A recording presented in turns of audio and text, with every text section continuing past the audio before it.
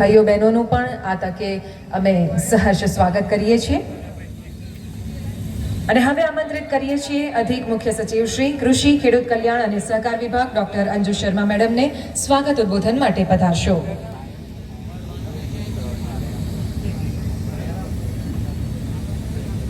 નમસ્કાર। આજરોજ દાંતીવાડા જિલ્લા બનાસકાંઠા ખાતેનું આપણે ઉદ્ઘાટન કરી રહ્યા છે। તેના નિમિત્તે અત્રે ઉપસ્થિત આપણા રાજ્યના લોકલાડીલા માનનીય મુખ્યમંત્રી શ્રી ભૂપેન્દ્રભાઈ પટેલ સાહેબ, માનનીય કેબિનેટ કક્ષાના કૃષિ મંત્રી શ્રી ડાકરજીભાઈ પટેલ સાહેબ, અત્રે ઉપસ્થિત તમામ માનનીય ધારાસભ્યશ્રીઓ અને પદાધિકારીશ્રીઓ, શ્રી તાલુકા પંચાયત, કારોબારી અધ્યક્ષ શ્રી તાલુકા પંચાયત, તમામ જિલ્લા સદસ્યશ્રીઓ, તમામ તાલુકા સદસ્યશ્રીઓ, સંગઠનના અગ્રણી હોદ્દેદારો, સરપંચશ્રીઓ, કૃષિ વૈજ્ઞાનિકશ્રીઓ, વિવિધ શાખાના અત્રે પધારેલ અધિકારી કર્મચારીશ્રીઓ, વિવિધ વિભાગના સ્ટોલના સંચાલક મિત્રો, આભાર સાહેબ। હવે લઈએ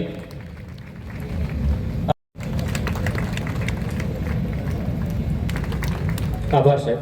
ત્યારબાદ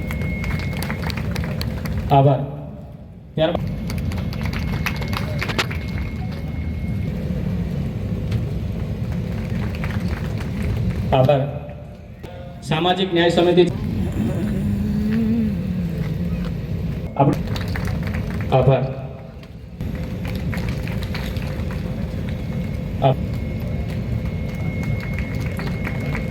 આભાર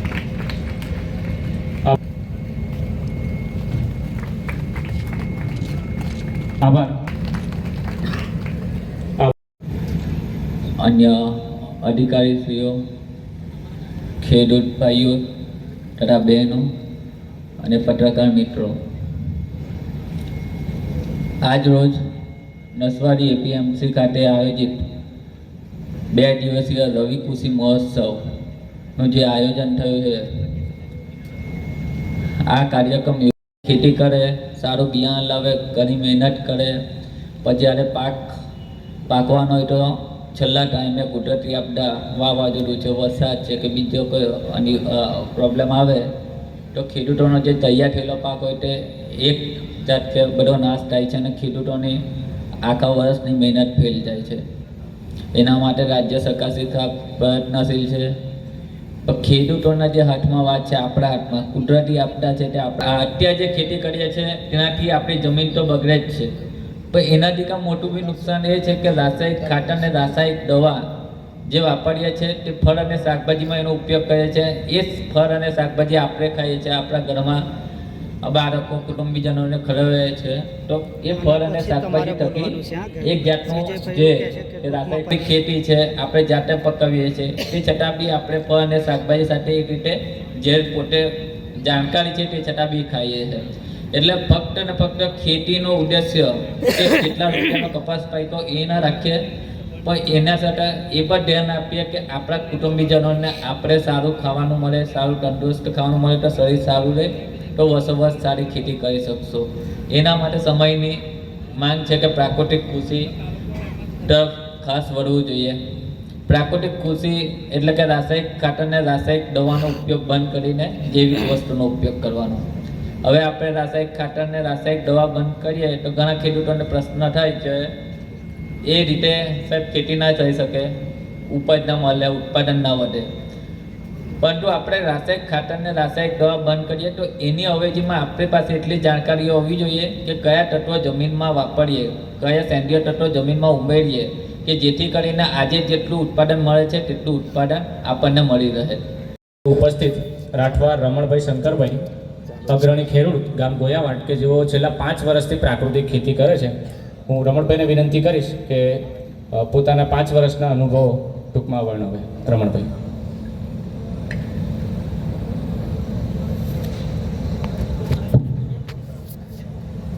રવિ કૃષિ મહોત્સવ અંતર્ગત પધારેલ જિલ્લા ચેરમેન આપણે ચેતન મેવાસી, તાલુકા પ્રમુખ શ્રી ભાવનાબેન અને ઉપસ્થિત તાલુકા પંચાયતના સદસ્યો, જિલ્લા પંચાયત સદસ્યો અને આપણા તાલુકાના તાલુકા વિકાસ અધિકારી મામલતદાર શ્રી સાહેબ અને કેવીકેના સાહેબ અને ખૂબ આપણા અહીંયા પધારેલ અધિકારીગણ મિત્રો, સાહેબો અને અનેક નસવાડી તાલુકામાંથી, અનેક ગામોમાંથી પધારેલ ખેડૂત વડીલો, માતાઓ, ભાઈઓ અને બહેનો.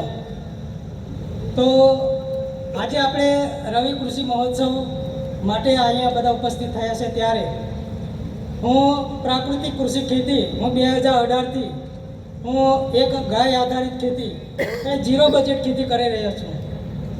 આપણા દેશના યશસ્વી વડાપ્રધાન પણ એમ કહ્યું છે કે આપણા ખેડૂતોની ડબલ આવક થવું જોઈએ. પરંતુ ડબલ આવક ક્યારે થાય? તો એક આપણે ડબલ આવક કરવા માટે એક પહેલો તો આપણે ખર્ચ ઘટાડવું પડે. તો આપણે ખર્ચ ઘટાડવા માટે એક આપણે પ્રાકૃતિક કૃષિ તરફ, ખેતી તરફ વળીએ તો જ આપણો એક ખર્ચ ઘટે એમ છે. તો એક ગાય આધારિત ખેતી, એના 5 આયામ દ્વારા ખેતી થાય છે. અમે 5 વર્ષથી અમે આ સફળ ખેતી કરી રહ્યા છીએ અને બહુ સારું ઉત્પાદન પણ અમે મેળવી રહ્યા છે. ત્યારે અમે સૌ ખેડૂત મિત્રોને એમ કહી રહ્યા છીએ કે આપણે રાસાયણિક ખેતીને આજે છોડી અને પ્રાકૃતિક ખેતી તરફ વળીએ અને આપણે રાસાયણિક ખેતીના ખર્ચમાંથી આપણે મુક્તિ મેળવીએ અને આપણે પ્રાકૃતિક ખેતી તરફ વળીએ તો આપણો ખર્ચો ઘટશે અને આપણી ડબલ આવક થશે. તો આપણે આ પ્રાકૃતિક કૃષિ ખેતી માટે એના 5 આયામ દ્વારા સરળ પદ્ધતિથી ખેતી કરી ખૂબ આગળ વધીએ એ તબક્કે આજે અમે ખૂબ સારા પ્રમાણમાં પ્રાકૃતિક કૃષિ ખેતી કરી રહ્યા છીએ અને ખૂબ સારી આવક પણ મેળવી રહ્યા છીએ. અહીંયા અમારો પ્રાકૃતિક કૃષિ ખેતીનો સ્ટોલ પણ લગાવવામાં આવ્યો છે. તો વધુને કહેતા ઓછા સમયમાં મને અહીંયા આવી ઉપસ્થિત રહી મને બોલવાનો સમય મળ્યો તે બદલ હું આપ સૌને વિનંતી કરી રહ્યો છું કે પ્રાકૃતિક ખેતી કરો અને ખૂબ સારી આવક મેળવો. ભારત માતા કી જય. જય ગૌ માતા.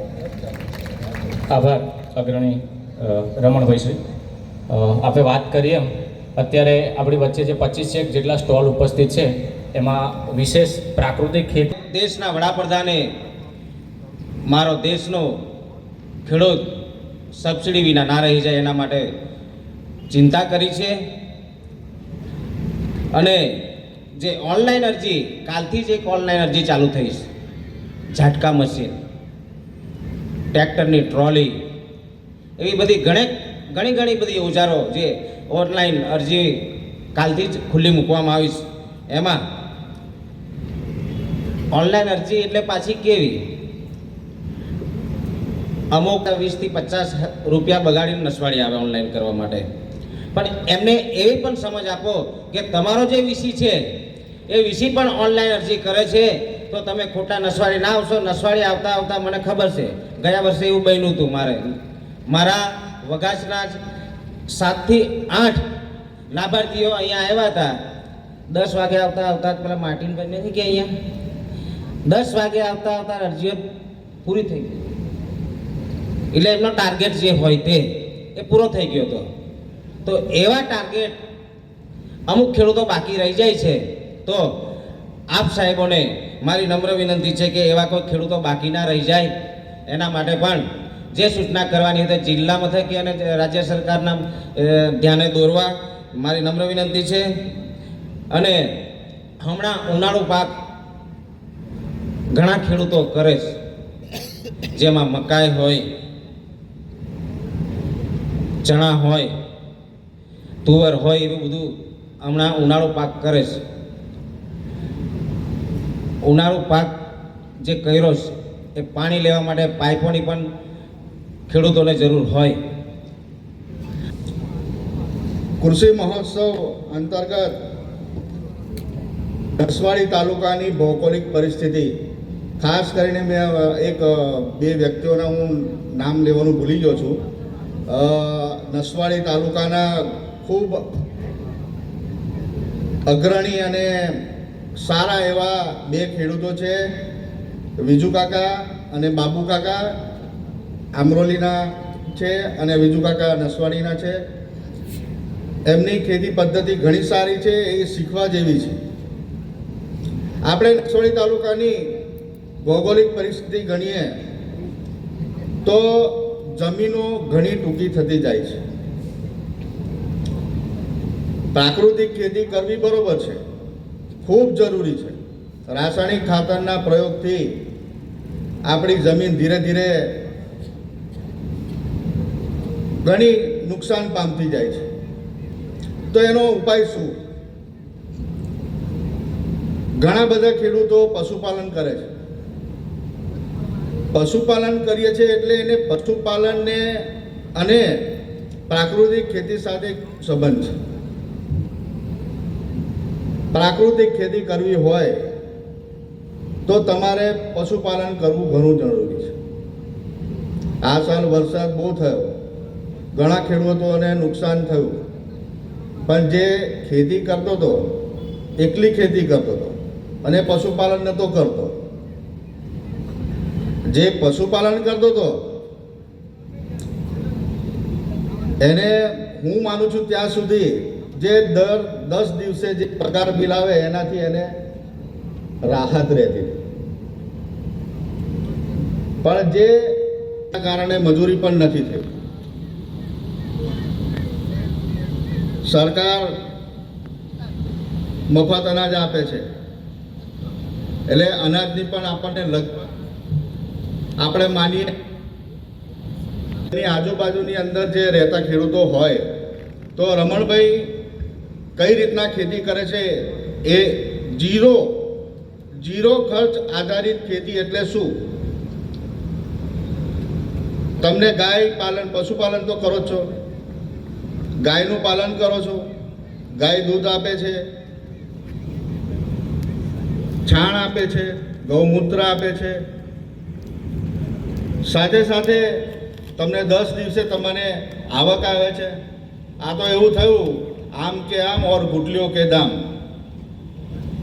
એટલે ખાલી નરેન્દ્ર મોદી સાહેબ દેશના વડાપ્રધાન આટલો કૃષિ મહોત્સવ આટલો મોટો ખર્ચ કરીને અને મારા ખેડૂતો જાગે અને પ્રાકૃતિક ખેતી તરફ વળે એવા આશયથી આવો મોટો કાર્યક્રમ અને ખેડૂતોને જગાડવા માટેનો આટલો મોટો પ્રયાસ, તો મારું એવું છે કે તમે લોકો પ્રાકૃતિક ખેતી તરફ વળો. સાધન સહાય, તાળપત્રી, ઝાટકા મશીન, પંપ એ બધું તો આપણને તમે ઓનલાઈન અરજી કરો છો તો મળે જ છે. પણ આ એક પ્રાકૃતિક ખેતીનો આ જે વડાપ્રધાનનો જે મોટો અભિગમ છે એને સાર્થક કરવાનો પ્રયાસ આ કૃષિ મેળો રાખવામાં આવેલો છે. તો મારા ભાઈઓ અને બહેનોને મારી નમ્ર વિનંતી છે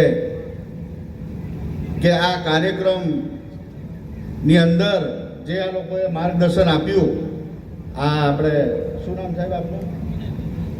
વિનયભાઈ, જે મંગળ ભારતીમાં આ ડભોઈ પાસે છે. તો તમને માર્ગદર્શનની જરૂર હોય તો આ વિનયભાઈ છે. અરે આપણે વિનયભાઈને કહીએ, આપણે રમણભાઈને પકડો ને. સાથે સાથે આત્મા પ્રોજેક્ટવાળા ભાઈઓ પણ તમને પ્રાકૃતિક ખેતી માટે ઘણું માર્ગદર્શન આપે છે. આજે ઝરકલી કરીને ગામ છે, ઝરકલીની અંદર ખેતી ઘણી ટૂંકી છે. અમુક ખાતેદારો છે, મોટા છે, પણ એમ લગભગ આખું 90% ગામ પશુપાલનથી ચાલી રહ્યું છે. એટલે આપણે આ કૃષિ મહોત્સવની અંદર આવ્યા તો કંઈક સારી વાત લઈને જઈએ, પ્રાકૃતિક ખેતી તરફ વળીએ. પ્રાકૃતિક ખેતી તરફથી એ જે અનાજ પાકે છે, અત્યારે તમે નહીં માનો, આ રમણભાઈને ખબર હશે કે એ જે પ્રાકૃતિક ખેતી કરે છે તો શહેરી વિસ્તારમાંથી લોકો પ્રાકૃતિક અનાજ લેવા માટે આવે છે અને તમે જે ભાવ કહો એ ભાવ તમને આપશે, કેમ કે એ લોકોને ખબર છે કે આપણે જે અનાજ ખાઈએ છીએ એ રાસાયણિક ખાતરથી પાકેલું અનાજ છે અને એમાં કેવા કેવા રાસાયણિક દવાઓનો પ્રયાસ કરેલો છે, ઉપયોગ કરેલો છે અને એનાથી આપણા સ્વાસ્થ્યને પણ નુકસાન. એકવાર હું તમને ખૂબ ખૂબ નમ્ર વિનંતી કરું છું કે તમે વધારે નહીં પણ 1 વીઘા પછી વર્ષે વર્ષે તમે પાસે હોય એટલી જમીનની અંદર પ્રયાસ કરો અને પ્રાકૃતિક ખેતી તરફ વળો. એવી જ શુભેચ્છા સાથે મારી વાણીને વિરામ આપું. ગરવી જય જય ગરવી ગુજરાત. આભાર. 2024 અંતર્ગત નસવાડી તાલુકાના ખેડૂતોને રવિ સિઝનમાં રવિ પાકો અંગે માર્ગદર્શન આપ્યું તે બદલ ખેડૂતલક્ષી વિવિધ યોજનાઓ અંગેની માહિતી આપી છે. તેમજ આ કાર્યક્રમમાં ઉપસ્થિત ખેડૂત ભાઈઓ બહેનો તેમજ પત્રકાર ભાઈઓ તેમજ તાલુકાના પદાધિકારીશ્રીઓ તેમાં ભાઈઓ બહેનોને આ કાર્યક્રમની સફળતા બનાવવા બદલ ખૂબ ખૂબ અભિનંદન પાઠવું છું. ભારત માતા કી જય.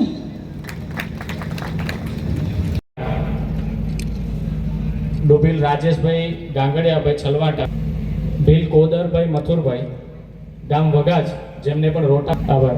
ત્યારબાદ રાઠવા ભાવેશભાઈ અંબાલાલભાઈ બરોલી, એમને પણ રોટાવેટર સાધનમાં એમને પણ રોટાવેટરની સબસિડી મંજૂર થયેલ હતી કુલ 35,000ની. રોટાવેટરની સબસિડી મંજૂર થયેલ હોય 35,000 રૂપિયાની. મહેમાનશ્રીઓને વિનંતી, પેમેન્ટ ઓર્ડર ચંદુભાઈ, ગામ ઝેર, જેમને પ્લાવ સાધન માટે કુલ આભાર. ત્યારબાદ પાવરા કિશનભાઈ ધનિયાભાઈ કેસરપુરા, જેમને વાવણિયા સાધન માટે 24,100ની સબસિડી. બાગાયત વિભાગમાંથી મહેમાનશ્રીને વિનંતી કરીશ. રમણલાલભાઈ, ગામ કોલુ, જેમને પપૈયાના પાકના રોપા માટે કુલ 60,000 રૂપિયા મંજૂર થયેલ છે. ભગુભાઈ હીરાભાઈ રાઠવા, ગામ 619 રૂપિયા મંજૂર થયેલ છે. મહેમાનશ્રીઓને વિનંતી, ગામ આંબાપુરા, જેમને પણ કેળ પાકના ટીસ્યુ. આભાર. ત્યારબાદ પશુપાલન વિભાગ દ્વારા છે ડેરીનો મંત્રી છે. આભાર. ત્યારબાદ શ્રેષ્ઠ પશુપાલક તરીકે દ્વિતીય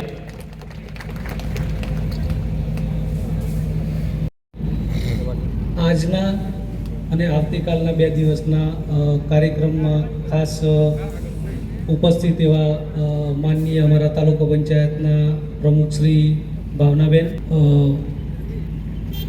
બાંધકામ સમિતિના ચેરમેન શ્રી ચેતનભાઈ, ચેરમેન સામાજિક ન્યાય સમિતિના શ્રી મુકેશભાઈ, શ્રી નાયબ પશુપાલન નિયામક શ્રી વિક્રાંતભાઈ ધરાસિયા, તેમજ જિલ્લા પંચાયતના સભ્ય શ્રી ઘનશ્યાબેન, સીમીબેન, તાલુકા પંચાયતના પદાધિકારીશ્રીઓ, અમારા તાલુકા પંચાયતનો સ્ટાફ, તમામ પત્રકાર મિત્રશ્રીઓ અને જે કંઈ પણ ખેડૂત તાલીમાર્થી તરીકે ગણીએ તેવા ભાઈઓને ખૂબ ખૂબ આભાર માનું છું.